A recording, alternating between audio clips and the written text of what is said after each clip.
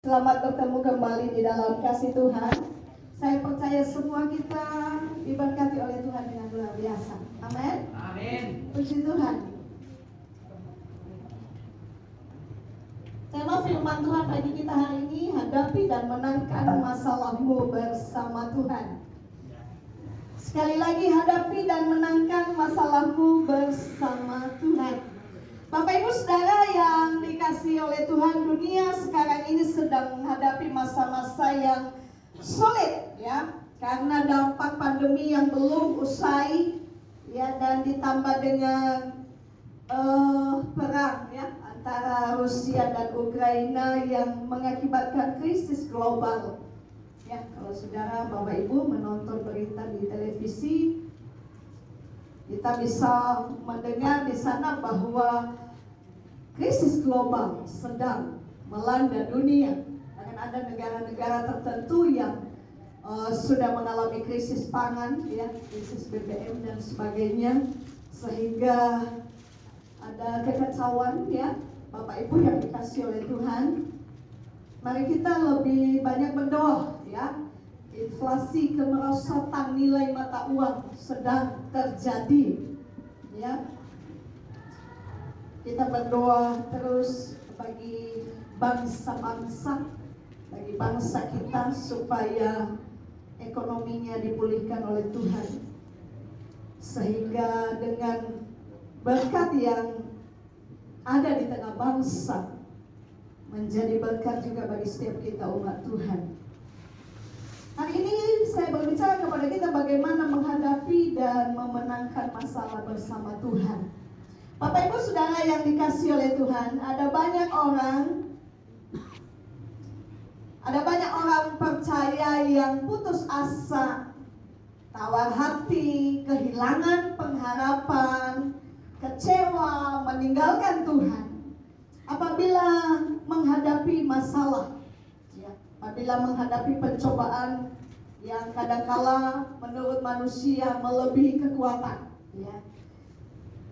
Tidak terkecuali ada beberapa tokoh Alkitab juga yang kisahnya dipaparkan kepada kita, tokoh nabi besar ya, seperti Musa, Elia, orang-orang yang hebat yang dipakai oleh Tuhan. Ketika menghadapi masalah juga, mereka pernah mengalami yang namanya putus asa. Mengalami yang namanya putus asa, bahkan ingin mati ya. Musa sendiri ketika menghadapi tekanan yang begitu berat, dia juga putus asa. Sampai Tuhan sendiri dia suruh untuk membunuhnya.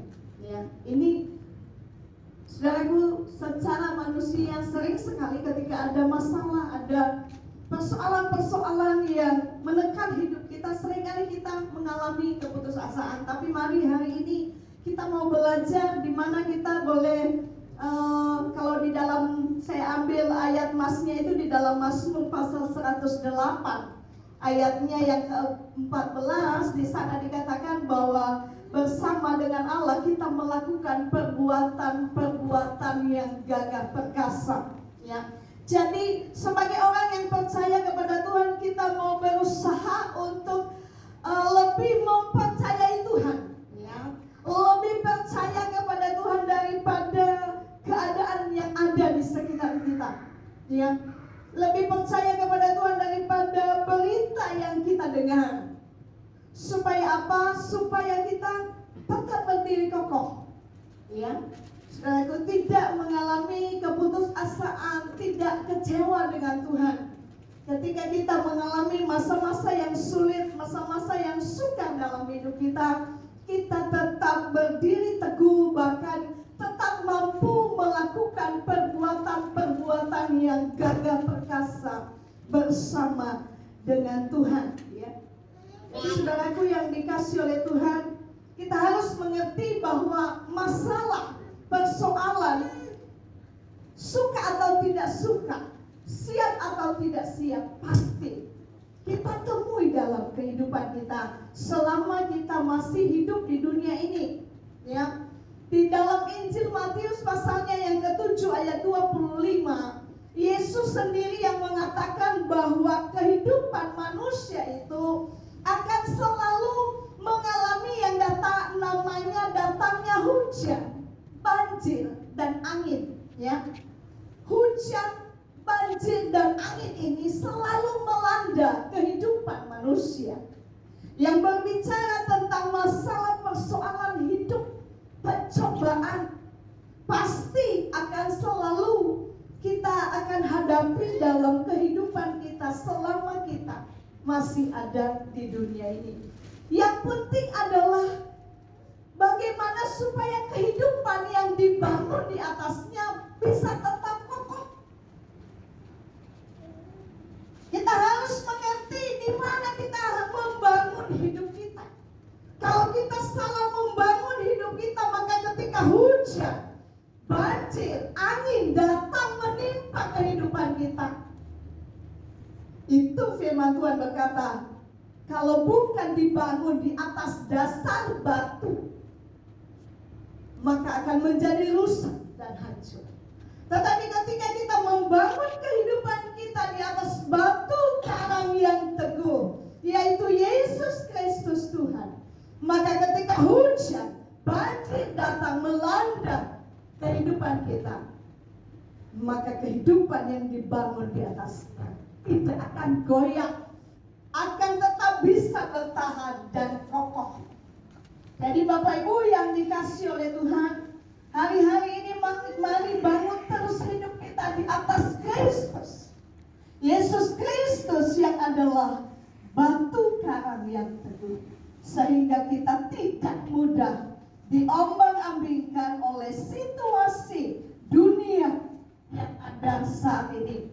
Ketika kita melihat fakta kehidupan secara jasmani, memang keadaan dunia seperti yang saya katakan tadi.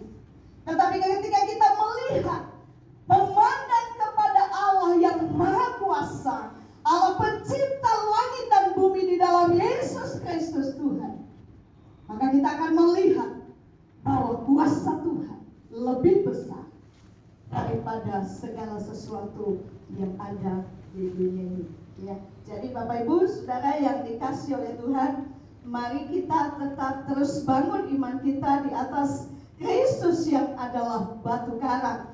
Bagaimana ketika kita menghadapi masalah, kita menang bersama dengan Tuhan? Yang pertama adalah kita mengandalkan Tuhan.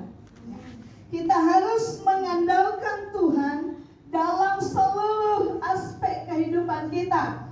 Saya ambil contoh yang tadi Musa. Ya, kenapa Musa menjadi putus asa dan merasakan beban yang begitu berat dalam memimpin bangsa Israel? Kalau kita baca di dalam Bilangan pasal 11, satu saat ya Bapak Ibu bisa baca di rumah nanti mengenai Bilangan pasal 11 ayatnya yang keempat sampai dengan yang selesai ini. Satu ketika Bapak Ibu yang dikasih oleh Tuhan, bangsa Israel dari setiap kaum mereka menangis kepada Musa. Saudara bisa bayangkan ya, begitu banyak jumlah bangsa Israel. Kalau kita baca jumlah mereka pejalan kaki saja itu 600.000. Satu bangsa yang besar menangis di hadapan Tuhan, menangis kepada Musa. Mereka minta apa? Mereka minta makan daging. Karena apa? Karena selama mereka di padang gurun, mereka hanya makan mana. Ya, mana itu roti sorga. Ya, mana yang harus mereka kumpulkan setiap pagi, kemudian mereka olah menjadi satu roti yang bundar dan mereka makan. Saudaraku, mereka menjadi muak, mereka bosan, dan mereka menangis di hadapan Tuhan. Musa sebagai seorang pemimpin, dia mengalami tekanan yang luar biasa. Dia merasa bahwa beban yang ditimpakan kepadanya oleh Tuhan itu sangat berat. Saudaraku yang dikasih oleh Tuhan, karena dia sendiri secara manusia dia berpikir bagaimana caranya ketika bangsa ini meminta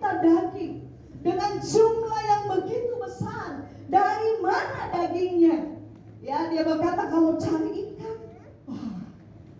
berapa banyak, kalau potong sapi, potong domba, berapa banyak harus disediakan untuk bangsa ini sehingga mereka makan daging. Saudaraku yang dikasih oleh Tuhan, Musa mengalami tekanan dan dia mengeluh kepada Tuhan. Kita mungkin juga pernah mengalami situasi yang dialami oleh Musa. Ketika kita merasa beban ini begitu berat, bapak-bapak di sini sebagai pencari nafkah pernah mungkin mengalami seperti Musa. Ketika beban keluarga yang begitu berat, seolah-olah ditanggung sendiri, tidak ada yang menolong, tidak ada yang membantu untuk menyelesaikannya. Mungkin pernah mengalami tekanan yang luar biasa. Dari mana ini uang sekolah anak-anak, ya, uang makan setiap hari, uang bayar kontrak rumah dan sebagainya. Mungkin kita pernah mengalami situasi-situasi yang dialami Musa, dan kita mulai mengeluh. Suami bukan hanya mengeluh sama istri, tapi juga mengeluh sama Tuhan. Bagaimana ini? Saudaraku yang dikasih oleh Tuhan, keadaan yang sama yang dialami Musa membuat dia menjadi putus asa. Tetapi saya mau beritahu kita, kenapa sih sebenarnya Musa mengalami keputusasaan, padahal ada Tuhan. Ada Tuhan yang selalu bergerak, ya. Dalam perjalanan bangsa Israel menuju ke tanah Kanaan, ke tanah perjanjian, itu ada Tuhan yang senantiasa bergerak di depan mereka. Tuhan menjadi pasukan terdepan atas bangsa Israel. Tapi Musa, ketika dia melihat beban yang begitu berat, dia melihat bangsa Israel yang menangis, ya, saudaraku, dia lupa bahwa ada Tuhan. Sering sekali juga kita seperti itu. Kenapa kita sering sekali menganggap masalah persoalan yang kita alami begitu berat, seolah-olah melebihi kekuatan kita manusia dengan baik, karena kita lupa bahwa ada Tuhan. Ya, itu sebabnya ketika ada masalah persoalan hidup seberat apapun, jangan biarkan pikiran dan hati kita fokus ke sana. Jangan kita fokus kepada masalah yang kita alami. Ingat bahwa kita tidak sendiri. Musa berkata dia sendiri yang menanggung beban. Padahal kalau kita baca bagaimana Tuhan bekerja, menyatakan kemahakuasaannya atas bangsa Israel, itu luar biasa. Kalau Musa bisa mengangkat tongkat laut terbelah, itu bukan kekuatan Musa loh. Itu Tuhan. Itu Tuhan, dia cuma angkat tongkat aja. Tuhan bilang angkat tongkat Musa, diangkat. Dan laut terbelah. Ketika Musa lupa bahwa ada Tuhan, dia putus asa. Itu sebabnya Bapak Ibu yang dikasih oleh Tuhan, Alkitab mengajarkan kita, mari selalu andalkan Tuhan. Jangan selalu merasa bahwa saudara sendiri. Ya, saya sendiri saja tidak selalu merasa bahwa saya sendiri. Ya, saya belajar dan mengimani ada Tuhan.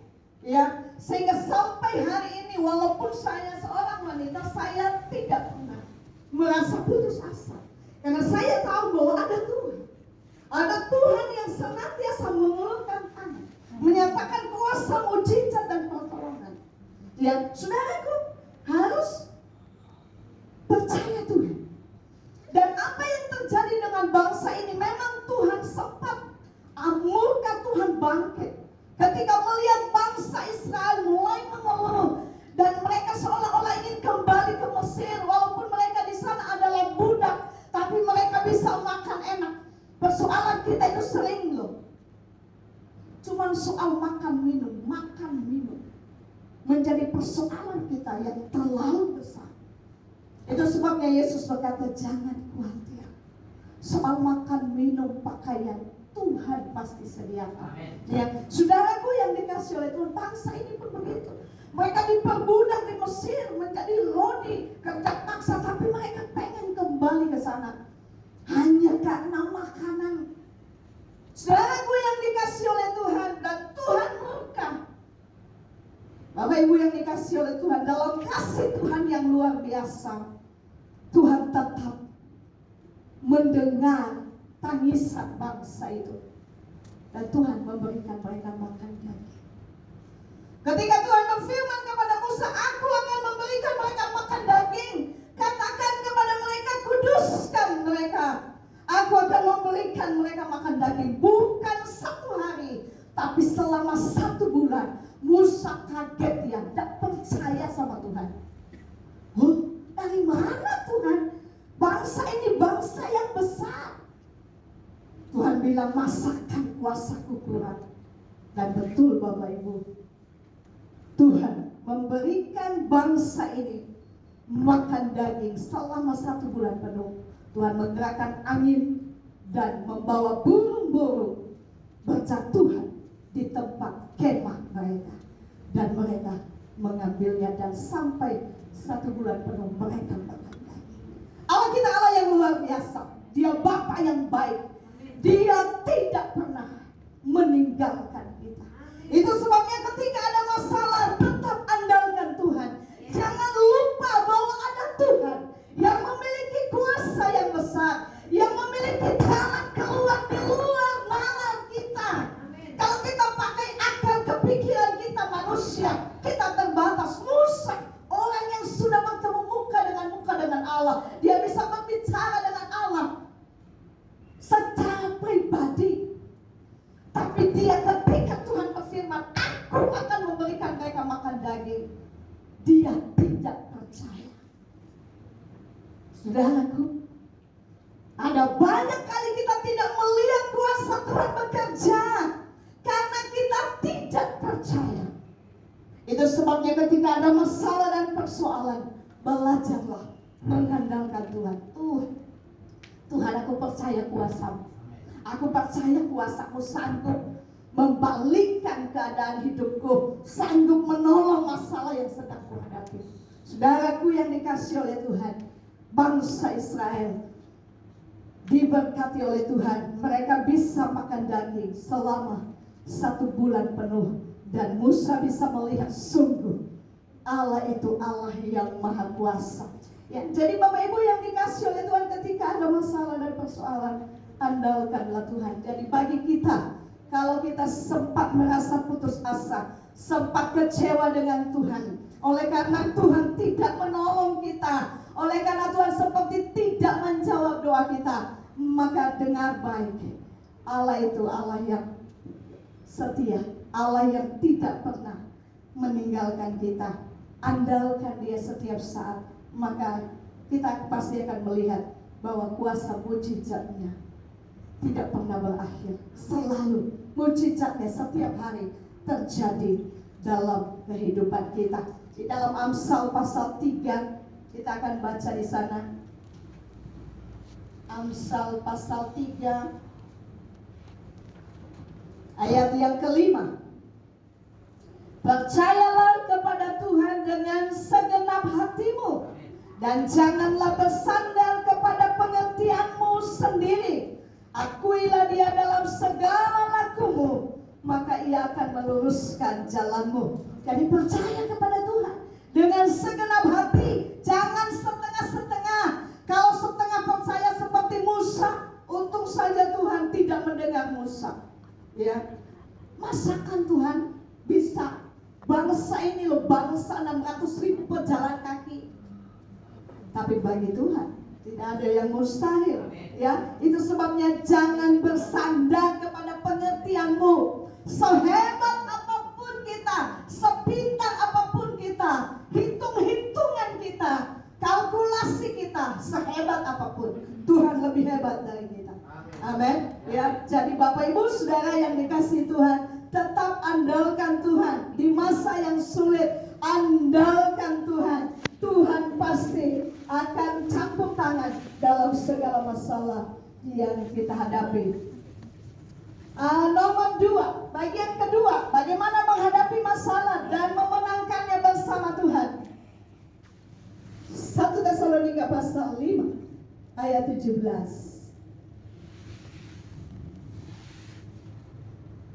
1 Tesalonika, tetaplah berdoa. Ya, ayat yang singkat. Tetaplah tetaplah berdoa. Katakan bersama-sama, tetaplah berdoa. Amin. Ya, ketika menghadapi masalah, Tuhan mau yang kita lakukan adalah kita datang kepada Allah di dalam doa. Ya. Di dalam doa, saudaraku, saat keadaan yang kita hadapi berada di luar kemampuan kita manusia. Ya. Saat keadaan di sekitar kita mengecewakan kita, tidak seperti yang kita harapkan, maka yang kita lakukan sebagai orang yang percaya kepada Tuhan adalah datang kepada Tuhan di dalam doa. Janji Tuhan di dalam kitab Mazmur pasal 34. Mazmur 34 ayatnya yang ke-16. Mazmur 34 ayatnya yang ke-16 demikian. Mata Tuhan tertuju kepada orang-orang benar dan telinganya kepada teriak mereka minta tolong. Perhatikan dengan baik. Mata Tuhan, ya, telinga Tuhan tertuju kepada orang-orang benar. Minggu yang lalu kita sudah dengar bahwa setiap kita yang percaya kepada Yesus Kristus Tuhan adalah orang benar. Ya, karena kita sudah dibenarkan oleh penebusan pengampunan Tuhan di atas kayu salib, ya, bukan karena usaha kita. Maka dikatakan di sini mata Tuhan, telinga Tuhan tertuju kepada orang-orang benar. Telinganya kepada teriak mereka minta tolong. Jadi kenapa kita harus berdoa? Ya, karena Tuhan berjanji ketika kita berdoa, kita mencari Tuhan, kita datang kepada Tuhan, seruan kita, teriakan kita didengar oleh Tuhan. Telinga Tuhan, imani bahwa telinga Tuhan ini selalu tertuju kepada teriakan orang benar. Di dalam Yakobus pasal 5 ayat 16 bagian B, di sana dikatakan doa orang benar yang dengan yakin didoakan besar kuasanya. Kenapa besar kuasanya?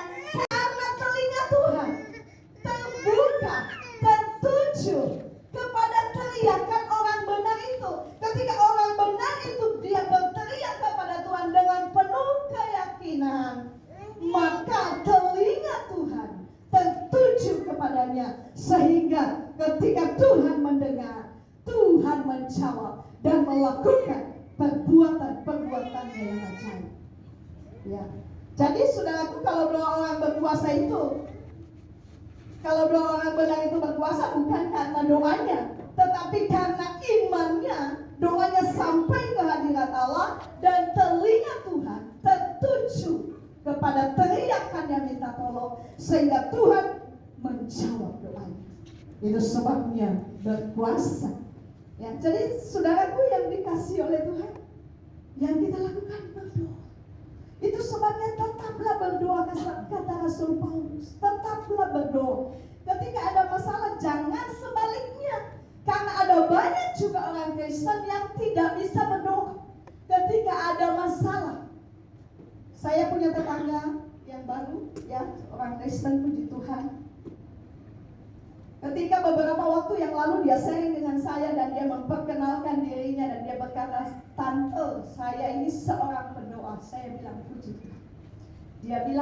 Saya bilang, "Sudah bisa berbahasa Arab?" "Sudah, Tante." "Saya ini orang yang diurapi oleh Tuhan. Ketika Roh Kudus, ketika saya menyembah di dalam roh, manifestasi kuasa Roh Kudus begitu luar biasa atas saya. Dan saya selalu kemana-mana untuk ikut pelayanan, berdoa," katanya. Saya bilang, "Puji Tuhan." Dan dia berkata kepada saya, "Tetapi saat-saat ini saya tidak bisa berdoa. Bahkan untuk mendengar lagu pujian saya sudah jarang. Saya tidak pernah setel lagi itu lagu pujian." Memang dia basicnya adalah orang seberang yang percaya kepada Yesus. Saudaraku, saya bilang, "Kenapa? Kok bisa begitu?" Dan dia berbicara kepada saya karena dia ada masalah yang begitu berat.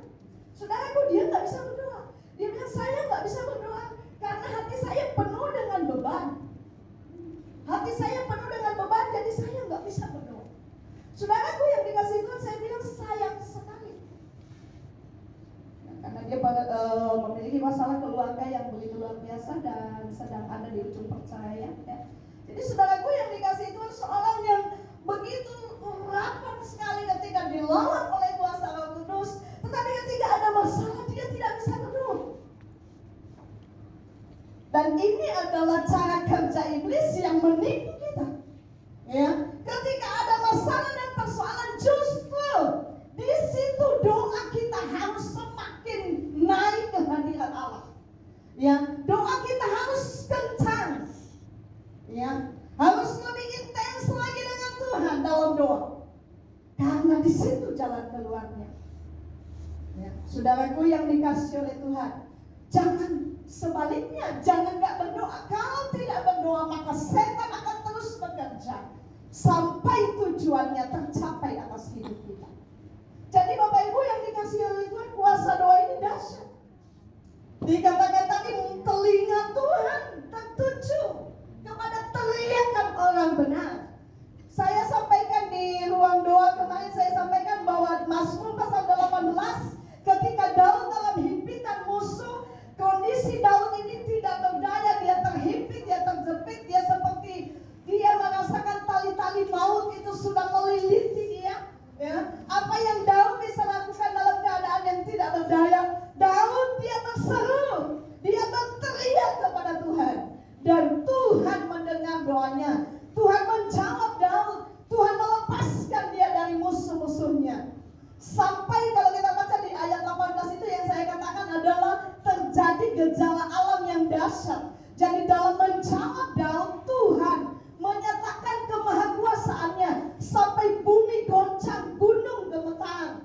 Ya, saudaraku, pembelaan Tuhan atas Daud hambanya ketika dia berseru dan berteriak minta tolong dalam ketidakberdayaannya, Tuhan menjawab dia dengan luar biasa.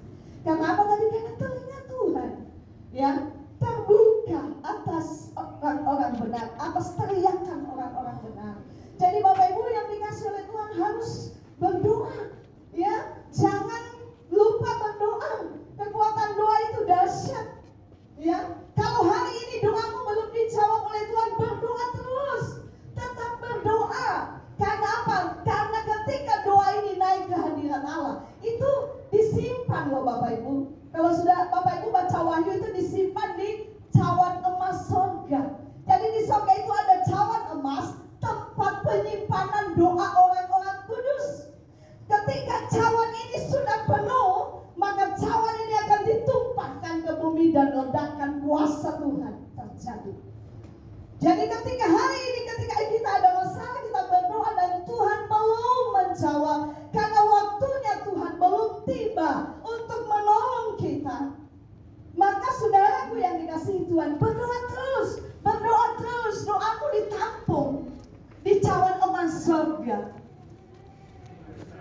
dan pada waktunya itu dilepaskan ke bumi. Ya, jadi Bapak Ibu yang dikasihi oleh Tuhan, jangan lupa berdoa, terus berdoa. Doa itu melakukan perubahan yang luar biasa. Kalau hidup kita ingin mengalami perubahan, ingin mengalami pembalikan keadaan, rumah tangga kita, ekonomi kita, yang kita lakukan adalah berdoa. Ya, satu contoh dalam Alkitab, Yabes. Ketika dia berdoa, ada pembalikan keadaan yang dia alami dengan luar biasa. Kalau saudara baca Yabes di dalam 1 Tawarikh pasal 4, Yabes itu adalah orang yang sakit-sakitan, orang yang kurang beruntung.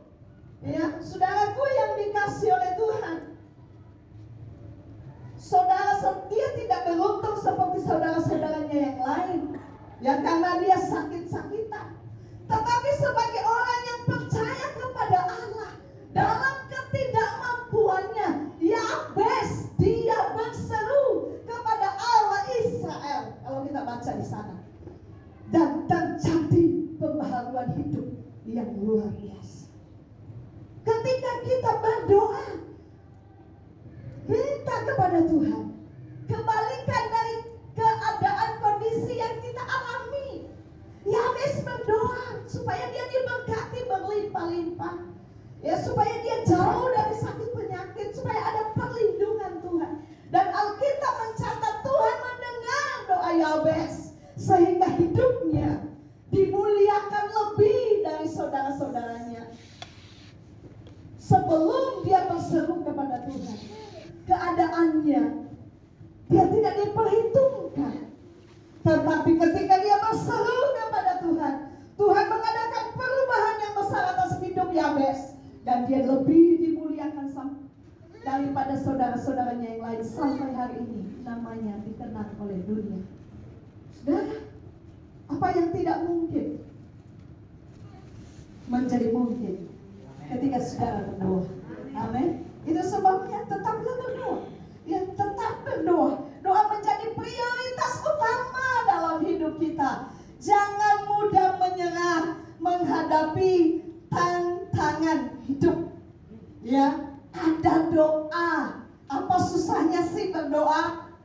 Ya, Tuhan enggak bilang harus. Memang Yesus pernah berkata 1 jam sebenarnya. Minimal kita ini berdoa 1 jam. Ya, Yesus pernah berkata kepada murid-muridnya, tidakkah kamu bisa bertahan 1 jam saja? Ya. Saudaraku yang dikasih oleh berdoa, apapun masalah kita hari ini, jangan menyerah, berdoa terus. Ada pembalikan keadaan, ada mujizat Tuhan. Ketika kita berdoa, Tuhan akan melakukan perbuatan-perbuatan yang dahsyat. Saudaraku yang dikasih oleh Tuhan, itu yang kedua. Yang ketiga, menghadapi dan memenangkan masalah bersama Tuhan dengan kuasa firman Tuhan. Ya, dengan kuasa firman Tuhan. Firman Tuhan adalah senjata. Firman Tuhan itu adalah pedang roh yang mampu mengalahkan musuh. Ya. Ketika satu kali Yesus dicobai oleh iblis di dalam Injil Matius pasal 4, ya, Bapak Ibu nanti bisa baca di sana ayat 1 sampai 11. Ketika itu ada beberapa pencobaan yang iblis tawarkan kepada Yesus, ya. Tetapi Yesus mengalahkan setiap godaan, ya. Iblis menawarkan kemewahan, ya. Iblis menawarkan mengubah batu menjadi roti. Saudaraku, Yesus mengalahkan setiap godaan-godaan yang ditawarkan oleh iblis dengan mengatakan ada tertulis. Jadi selalu Yesus memakai firman Tuhan sebagai senjata untuk mematahkan siasat daripada kuasa kegelapan. Ya, untuk mematahkan setiap siasat iblis yang ingin menipu. Bagaimana dia berkata? Dia memperlihatkan kepada Yesus seluruh kemegahan dunia dan dia berkata, itu akan aku berikan kepadamu asal kamu sujud menyembah aku. Itu sebabnya hari-hari ini jangan kaget kalau ada banyak orang yang menyembah setan hanya untuk mencari kekayaan. Karena setan bisa memberikan kita kekayaan, kemegahan dunia. Ya, kerajaan dunia yang megah akan diberikan kepada kita. Tapi setan, dia tahu itu tipu muslihat. Itu sebabnya dia mengalahkan setiap siasat, setiap tipu muslihat iblis dengan firman Tuhan. Dan bagi kita pun, untuk mengalahkan setiap siasat-siasat iblis, kuasa kegelapan yang ingin menjatuhkan kita, saudaraku, lawanlah dengan firman Tuhan. Kuasa firman itu dahsyat, ya. Lawan setiap ketakutan, lawan setiap kekhawatiran, lawan setiap keputusasaan, ketawaran hati, keinginan untuk menyerah dengan kuasa firman Tuhan. Ya, sakit penyakit mungkin harus dilawan dengan kuasa firman. Ya, ketika kita, saya sampaikan beberapa waktu yang lalu, ketika kita mengalami masalah tekanan yang berat, seringkali setan membisikkan ke telinga kita, merasuki pikiran kita untuk kita putus asa. Ya, setan mengintimidasi kita dengan roh ketakutan, dengan kecemasan, dengan kekhawatiran. Dia menggelisahkan kita. Saudaraku, kita harus lawan ini dengan kuasa firman Tuhan. Ya, kita berdoa, kita membaca firman Tuhan, kita berkatakan firman untuk menghadapi setiap pencobaan-pencobaan yang menimpa hidup kita, sehingga kita bisa tetap berdiri teguh Ya, saudaraku, ada satu kesaksian yang pernah saya baca dari seorang hamba Tuhan ketika dia divonis oleh dokter karena dia memiliki kelainan jantung. Dia divonis oleh dokter bahwa pada usia 17 tahun dia akan mati. Dan saudara tahu ketika dia memasuki usia 17 tahun itu, intimidasi setan itu begitu luar biasa. Setan berkata, kamu akan mati, kamu akan mati, kamu akan mati. Usiamu sudah 17, kamu akan mati. Tetapi apa yang dia lakukan? Dia melawan perkataan-perkataan iblis itu yang mengintimidasi itu dengan kuasa firman Tuhan. Dia mengutip ayat firman Tuhan tentang kesembuhan. Dan dia mulai menggerakkan tubuhnya dengan iman. Dia mulai bangkit dan dia berkatakan, aku sembuh, aku sembuh, aku sembuh. Dan dia sembuh, Bapak Ibu.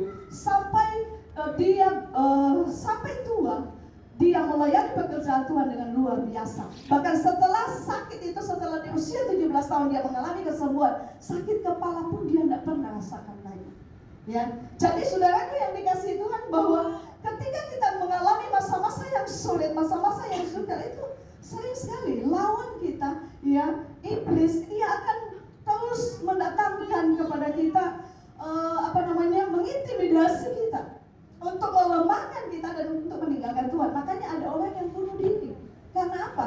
Karena setan, ya, memasuki pikiran dan hatinya, menutup. Ya, dia tidak melihat ada jalan keluar. Dia merasa bahwa oh inilah jalan keluarnya.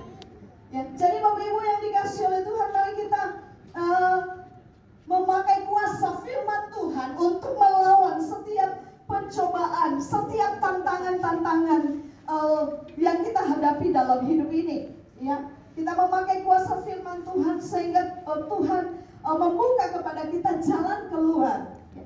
Saudaraku yang dikasihi oleh Tuhan, saya mau kasih tahu kita bahwa sebenarnya setiap masalah yang kita hadapi itu adalah masalah-masalah yang biasa saja. Ya, dan Rasul Paulus juga berkata demikian dalam 1 Korintus pasal yang ke-10 ayat 13. Di sana dikatakan bahwa masalah-masalah yang dihadapi itu, pencobaan-pencobaan itu sebenarnya pencobaan yang biasa, yang tidak pernah melampaui kekuatan kita. Kenapa? Karena Allah sendiri ketika ada masalah, ada pencobaan yang datang dalam hidup kita, Bapak Ibu dengar baik bahwa pada waktu itu sebenarnya Tuhan itu sudah punya jalan keluar. Ya, setiap tantangan pencobaan yang datang dalam hidup kita, yang kita hadapi, sebenarnya pada waktu kita mengalaminya Tuhan sudah punya jalan keluar. Ya, Tuhan sudah punya jalan keluar. Kalau saudara baca dengan baik di 1 Korintus pasal 10 ayat 13, di sana dikatakan Allah itu setia dan Dia akan memberikan kepadamu jalan keluar. Akan memberikan. Jadi sebenarnya Tuhan itu udah tahu kalau itu ada jalan keluarnya. Apa jalan keluarnya itu Tuhan sudah tahu. Tuhan sudah punya. Dan apa yang harus kita lakukan supaya kita tahu? Minta sama Tuhan. Ya, berdoa sama Tuhan. Minta Tuhan memberikan kita pewahyuan, hikmat, apa yang menjadi jalan keluar bagi masalah persoalan kita. Kalau tidak dijawab oleh Tuhan secara langsung, maka Rasul Paulus juga berkata Tuhan itu akan membatasi masalah yang kita alami sehingga tidak melampaui kekuatan kita. Jadi Tuhan itu membatasi masalahmu dan masalahku. Ya, ingat selalu bahwa Tuhan membatasi masalah kita. Tidak ada pencobaan yang melebihi kekuatan kita. Karena di sana, dalam pencobaan itu pun Tuhan bekerja membatasi pencobaan yang datang dalam hidup kita sehingga tidak melebihi kekuatan kita. Setan yang ingin mencobai Ayub itu dibatasi Tuhan. Kalau Tuhan tidak membatasi setan, mungkin juga setan menghancurkan nyawanya. Tetapi Tuhan berkata, ingat, jangan ambil nyawanya. Jadi Tuhan tahu kemampuan Ayub. Jadi Ayub mampu menanggung walaupun malapetaka yang dia alami itu. Wow, sebenarnya kalau kita secara pribadi mungkin kita berkata di luar kemampuan manusia. Tetapi karena ada kuasa Tuhan yang menaungi Ayub, maka itu tidak melebihi kekuatannya. Jadi Bapak Ibu ingat bahwa tidak ada pencobaan masalah yang melebihi kekuatan manusia, karena Tuhan membatasinya. Dia tahu kemampuan kita, Dia tahu kekuatan kita, Dia tahu bahwa kita mampu menanggungnya, dan Dia tahu bahwa pasti kita kuat bertahan dan tetap memuliakan Tuhan. Ya, jadi mari kita memakai kuasa firman Tuhan untuk tetap berdiri teguh, memenangkan, menghadapi dan memenangkan setiap masalah persoalan hidup kita bersama dengan Tuhan. Ya, sehingga tidak ada yang goyah imannya, sehingga tidak ada yang kecewa dengan Tuhan dan kemudian tinggalkan Tuhan. Ya, tetap percaya, andalkan Tuhan, tetap berdoa, dan pakailah kuasa firman Tuhan untuk mematahkan setiap siasat si jahat yang coba mendatangkan ketakutan, kekhawatiran, kecemasan, kegelisahan, ya, ketidaktenangan yang mencuri damai dan sukacita kita di saat kita mengalami masa yang sulit. Ya, perhatikan bahwa kuasa Tuhan selalu menaungi kita, dan Tuhan selalu ada menyertai kita, sehingga tidak ada seizin apapun, tidak ada masalah persoalan seizin kalau tanpa seizin Tuhan. Ya, kalau seizin Tuhan berarti Tuhan tahu. Ya, karena Tuhan Yesus sendiri sekarang ini sebagai imam besar, Dia turut merasakan, ya, apa yang kita rasakan. Ya, kalau saudara sedang sakit, Tuhan turut merasakan sakit yang saudara alami. Kalau saudara ada dalam masalah tekanan yang berat, saudara sedang sedih, saudara mungkin sedang menangis, seperti Allah tadi mendengar tangisan bangsa Israel. Dia tahu. Dia tahu bahwa kita sedang menjerit, sedang berteriak, berseru minta tolong, dan Tuhan pasti akan menolong kita.